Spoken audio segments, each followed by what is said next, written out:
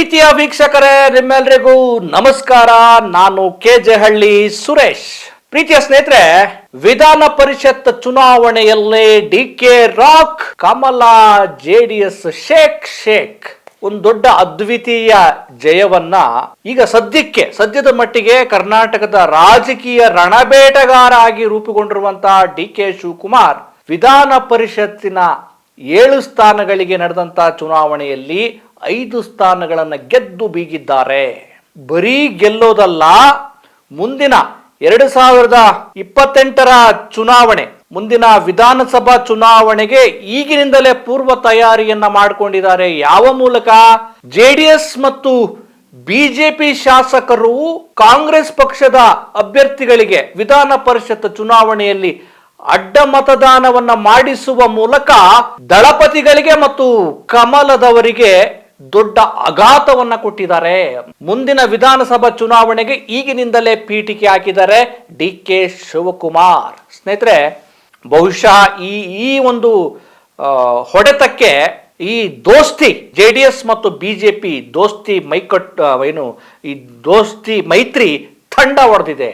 ನಿರೀಕ್ಷೆ ಮಾಡಿರಲಿಲ್ಲ ಇಂಥದ್ದೊಂದು ಆಘಾತವನ್ನ ಡಿಕೆ ಕೊಡ್ತಾರೆ ಅಂತ. ಡಿಕೆ ಕೊಡ್ತಿದ್ರ ಅಥವಾ ಈ ಎರಡೂ ಪಕ್ಷಗಳಲ್ಲಿರುವಂತಹ ಶಾಸಕರಿಗೆ ಒಳಗೊಳಗೆ ಡಿಕೆ ಆಘಾತವನ್ನ ಕೊಟ್ರ ಅಥವಾ ಈ ಎರಡೂ ಪಕ್ಷದಲ್ಲಿರುವಂತಹ ಶಾಸಕರ ಒಳಗಡೆ ಇರುವ ಭಿನ್ನಮತ ಈಗ ಸ್ಫೋಟಗೊಂಡಿದೆಯಾ? ಸ್ನೇಹಿತರೆ, ತುಂಬಾ ಇಂಟ್ರೆಸ್ಟಿಂಗ್ ಇದೆ.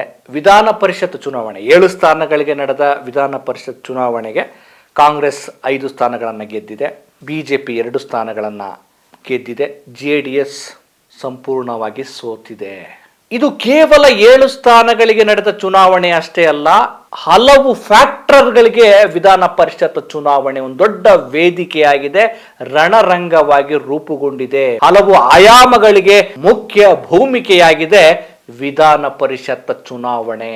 ಈಗ ಈ ಒಂದು ಸೋಲಿಗೆ ತುಂಬಾ ಬೇಸರಗೊಂಡಿರುವಂತಹ ದಳಪತಿ ಎಚ್.ಡಿ. ಕುಮಾರಸ್ವಾಮಿ ಅವರು ಅದನ್ನ ಬ್ಯಾಲೆನ್ಸ್ ಮಾಡುವ ಸಲುವಾಗಿ, ನನಗೆ ಮೊದಲೇ ಗೊತ್ತಿತ್ತು ಅಡ್ಡ ಮತದಾನ ಆಗುತ್ತೆ ಅಂತ. ಕುಮಾರಸ್ವಾಮಿ ಅವರೇ, ಅಡ್ಡ ಮತದಾನ ಆಗುತ್ತೆ ಅಂತ ಮೊದಲೇ ಗೊತ್ತಿದ್ರೆ ಅದನ್ನ ತಡೆಯಬಹುದಲ್ವಾ? ಅಂದ್ರೆ ಕುಮಾರಸ್ವಾಮಿ ಅವರನ್ನ ಮೀರಿದ ರಾಜಕೀಯ ಚಟುವಟಿಕೆಗಳು ಜೆಡಿಎಸ್ ಪಾಳಯದಲ್ಲಿ ನಡೀತಾ ಇದ್ದಾವೆ. ಅಂದ್ರೆ ಅವರ ಕಂಟ್ರೋಲ್ಗೆ ತಪ್ತಾ ಇದೆಯಾ ಜೆಡಿಎಸ್ ಪಾಳಯದಲ್ಲಿರುವ ಭಿನ್ನಮತವನ್ನ ಶಮನ ಮಾಡಲು ಶಮನ ಮಾಡಲು ದಳಪತಿಗಳಿಗೆ ಸಾಧ್ಯವಾಗ್ತಾ ಇಲ್ವಾ? ಯಾಕೆ? ಬಹುಶಃ ಅನುಕೂಲ ಸಿಂಧು ರಾಜಕಾರಣ ಅವರನ್ನ ಈ ಮಟ್ಟಕ್ಕೆ ತರ್ತಾ ಇದೆಯಾ? ಚರ್ಚೆಗೆ ಇಂಬು ಕೊಟ್ಟಿದೆ. ಇದು ಒಂದು ಕಡೆ ಆದ್ರೆ, ಇನ್ನೊಂದು ಕಡೆ ಇವರು ವಿಜಯೇಂದ್ರ, ಬಿಜೆಪಿಯ ರಾಜ್ಯಾಧ್ಯಕ್ಷ ವಿಜಯೇಂದ್ರ ಮತ್ತೆ ಯಡಿಯೂರಪ್ಪನವರ ಮಗ ವಿಜಯೇಂದ್ರ ಅವರಿಗೂ ಕೂಡ ಮತ್ತೊಂದು ತಲೆನೋವು ಶುರುವಾಗಿದೆ. ನಾನು ಹೇಳಿದೆ, ಇದು ಕೇವಲ 7 ಸ್ಥಾನಗಳಿಗೆ ನಡೆಯುವ ವಿಧಾನ ಪರಿಷತ್ ಚುನಾವಣೆಯ ಗೆಲುವಷ್ಟೇ ಅಲ್ಲ, ಇದು ಈ ಬಿಜೆಪಿ ಮತ್ತು ಜೆಡಿಎಸ್ ನ ಮೈತ್ರಿ ಮುಂದುವರಿಬೇಕಾ, ಮೈತ್ರಿ ಸಕ್ಸಸ್ ಆಗುತ್ತಾ ಅಥವಾ ಇಲ್ವಾ, ಜೊತೆಗೆ ಬಿಜೆಪಿ ನಾಯಕರುಗಳ ಅಸ್ತಿತ್ವವನ್ನು ಕೂಡ ಪ್ರಶ್ನೆ ಮಾಡ್ತಾ ಇದೆ. ಈಗ ವಿಜಯೇಂದ್ರ ಹೇಳ್ತಿದ್ದಾರೆ, ನಾವು ನಮ್ಮ ರಾಷ್ಟ್ರೀಯ ನಾಯಕರನ್ನ ಭೇಟಿ ಮಾಡ್ತೇವೆ, ಭೇಟಿ ಮಾಡಿ ಇಲ್ಲಿನ ಏನಾಯ್ತು, ಯಾಕೆ ನಮ್ಮ ಪಕ್ಷದ ಶಾಸಕರು ಅಡ್ಡ ಮತದಾನ ಮಾಡಿದ್ರು, ಅದರ ಕಾರಣ ಏನು ಅನ್ನೋದನ್ನ ನಾವು ಮನವರಿಕೆ ಮಾಡ್ತೇವೆ ಅಂತ ಹೇಳಿದ್ದಾರೆ. ನಿಮ್ಮ ಮನವರಿಕೆಯನ್ನ ಕೇಳುವ ಸ್ಥಿತಿಯಲ್ಲಿ ಬಿಜೆಪಿಯ ಹೈಕಮಾಂಡ್ ಇಲ್ಲ. ಬಿಜೆಪಿಯ ಹೈಕಮಾಂಡ್ ಯೋಚನೆ ಮಾಡ್ತಾ ಇದೆ, ಮುಂದಿನ ಚುನಾವಣೆಗೆ ವಿಜಯೇಂದ್ರ ಅವರನ್ನ, ಈ ಆರ್ ಅಶೋಕ್ ಅವರನ್ನ ಇಟ್ಕೋಬೇಕಾ ಅಥವಾ ಬೇರೆಯವ್ರನ್ನ ತಂದು ಕೂಡಿಸ್ಬೇಕಾ ಅನ್ನುವಂತ ಲೆಕ್ಕಾಚಾರ ಆಗ್ತಾ ಇದೆ. ಒಂದು ವೇಳೆ ವಿಜಯೇಂದ್ರ ಅವ್ರನ್ನ ಕೈ ಬಿಟ್ರೆ ಏನಾದ್ರೂ ತೊಂದರೆ ಆಗತ್ತಾ ಪಕ್ಷಕ್ಕೆ ಅನ್ನೋದನ್ನು ಕೂಡ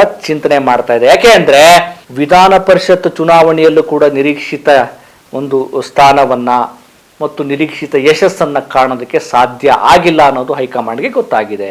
ಸ್ನೇಹಿತರೆ, ಇದು ಇಷ್ಟೇ ಅಲ್ಲ, ಇನ್ನೊಂದು ಮಹತ್ವದ ವಿಚಾರ ಏನು ಅಂದ್ರೆ, ಈ ಹಿಂದೆ ಚುನಾವಣೆಯ ಪೂರ್ವದಲ್ಲಿ ಪ್ರಣಾಳಿಕೆಯನ್ನ ಘೋಷಣೆ ಮಾಡಿತ್ತು ಕಾಂಗ್ರೆಸ್, ನಾವು ಅಧಿಕಾರಕ್ಕೆ ಬಂದ್ರೆ ಗೋಹತ್ಯಾ ನಿಷೇಧ ಕಾಯ್ದೆಯನ್ನ ವಾಪಸ್ ಪಡಿತೇವೆ, ಬಿಜೆಪಿ ತಂದಿದ್ದಂತಹ ನಿಷೇಧ ಕಾಯ್ದೆಯನ್ನ ವಾಪಸ್ ಪಡಿತೇವೆ ಅಂತೇಳಿ ಅವರು ಪ್ರಣಾಳಿಕೆಯಲ್ಲಿ ಹೇಳಿದ್ರು. ಆದ್ರೆ ಒಂದು ಸಮಸ್ಯೆ ಉಂಟಾಗಿತ್ತು, ವಿಧಾನ ಪರಿಷತ್ನಲ್ಲಿ ಅದನ್ನ ಜಾರಿ ತರೋದಕ್ಕೆ ಸಿಗಬೇಕಾಗಿರುವ ಸ್ಥಾನಗಳ ಸಮಸ್ಯೆ ಉಂಟಾಗಿತ್ತು. ಯಾವುದೇ ಒಂದು ಮಸೂದೆಯನ್ನ ಜಾರಿ ಮಾಡೋದೇ ಆಗ್ಲಿ ಅಥವಾ ವಾಪಸ್ ಪಡೆಯೋದೇ ಆಗ್ಲಿ, ಅದು ವಿಧಾನಸಭೆ ಮತ್ತು ವಿಧಾನ ಪರಿಷತ್ ಎರಡೂ ಕೆಳಮನೆ ಮತ್ತು ಮೇಲ್ಮನೆಗಳಲ್ಲಿ ಅದು ಅಂಗೀಕಾರ ಆಗಲೇಬೇಕು. ಹಾಗಾಗಿ ವಿಧಾನ ಪರಿಷತ್ನಲ್ಲಿ ಹೆಚ್ಚಿನ ಸ್ಥಾನ ಇರಲಿಲ್ಲ. ಈ ಒಂದು ಕಾನೂನಿನ ತೊಡಕು ಇರೋದ್ರಿಂದ ಇದನ್ನ ವಾಪಸ್ ಪಡೆಯೋದಿಕ್ಕೆ ಕಷ್ಟ ಆಗ್ತಾ ಇತ್ತು. ಇದೀಗ 5 ಸ್ಥಾನಗಳನ್ನ ಪಡೆದಿರೋದ್ರಿಂದ ಕಾಂಗ್ರೆಸ್ ಚುನಾವಣೆಯ ಪೂರ್ವದಲ್ಲಿ ಪ್ರಣಾಳಿಕೆಯಲ್ಲಿ ಕೊಟ್ಟ ಆಶ್ವಾಸನೆಯಂತೆ ಗೋಹತ್ಯಾ ನಿಷೇಧ ಕಾಯ್ದೆಯನ್ನು ಕೂಡ ವಾಪಸ್ ಪಡೆಯುವ ಸಾಧ್ಯತೆಗಳಿವೆ.